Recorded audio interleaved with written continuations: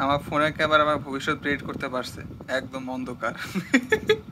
যাই হোক, আর কতক্ষণ, আর 8 ঘন্টা পর রেজাল্ট, এখন 2টা বাজে। অ্যান্ড এই ভিডিওটা যখন আমি পাবলিশ করবো তখন হয়তো 10 মিনিট বাকি থাকবে। 10 মিনিট হয়তো বাকি হবে না, কারণ 10টার আগে দেখবো রেজাল্ট বাইরে হয়ে গেছে। 1 ঘন্টা আগে, ঠিক আছে, আমি 9টার দিকে রিলিজ করব। তো আর 1 ঘন্টা পরে আমার রেজাল্ট দিবে, এইচএসসি রেজাল্ট দিবে। আমি ভিডিও ব্লগের মধ্যে বলছি আমি হাইগা দিছিলাম। অনেকে ভাবতেছে আমি জোক করতেছি, বাট জোক না ভাই, আমি আসলে হাঁকছি। কারণ এই পরীক্ষাটা আমি জাস্ট সোলো দিছি, প্লাস প্রশ্ন যেরকম করছিল আল্লাহ জানে কেমন করছে। এখন প্রশ্ন যেমনই কঠিন করুক না করুক, যতই হার্ড চেকিং হোক না হোক, দেশের যতই জিপিএর হার কম থাকুক না থাকুক, যদি জিপিএ 5 না আসে তখন মানুষ কবে জিপিএ 5 তো পাইলা না, এত কিছু তো আমি শুনতে চাই নাই। বাট যাই হোক, হোপফুলি হোপফুলি রেজাল্ট জিপিএ 5 যদি আসে তাহলে তো ভালোই, বেঁচে যায়। গোল্ডেন লাগবে না, গোল্ডেন আসে আমি ছেড়ে দিয়েছি, ঠিক আছে, ওটা বাদ। আমি এত ব্রিলিয়ান্ট ছাত্র না, গোল্ডেন বাদ, জিপিএ 5 থাকলেই হবে। আর যদি সামহাও যদি বাদ চলে যায়, আশা করি যদি 4-এর ঘরে থাকে।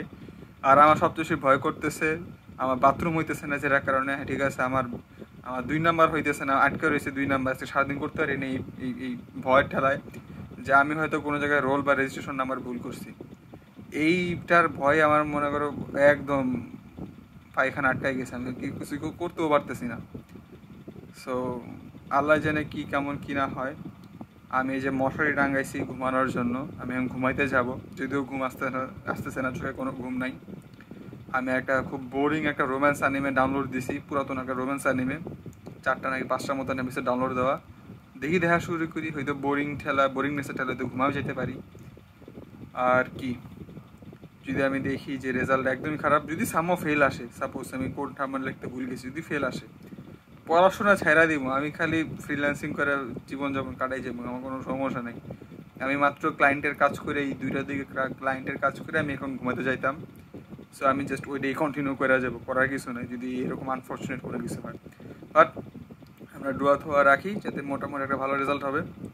আর আমি আমি জানি এই রেজাল্ট বের হওয়ার সঙ্গে সঙ্গেই 1 ঘন্টা 2 ঘন্টার মধ্যে আমার কাছে মেলা অনেক খোঁজখবর আসবে যে অমুক জেলার তমুক তমুক স্কুলের তমুক ছেলে বা তমুক মেয়ে সুসাইড করছে।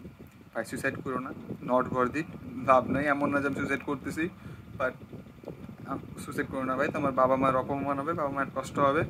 যতই তোমার কথাবার্তা বলুক না কেন, আমার মনে হয় না যে মইরা যাবো একটা ওয়ার্থ একটা বিষয়। এতটুকু বলতে চাইতেছি, 3 মিনিট হইতেছে, অ্যান্ড হোপফুল 1 ঘন্টা পর আমাদের সবারই ভবিষ্যৎ ডিটারমাইন্ড হয়ে যাবে। বাই। আচ্ছা বাই বলবো না এবার, ঠিক আছে, আল্লাহ হাফেজ।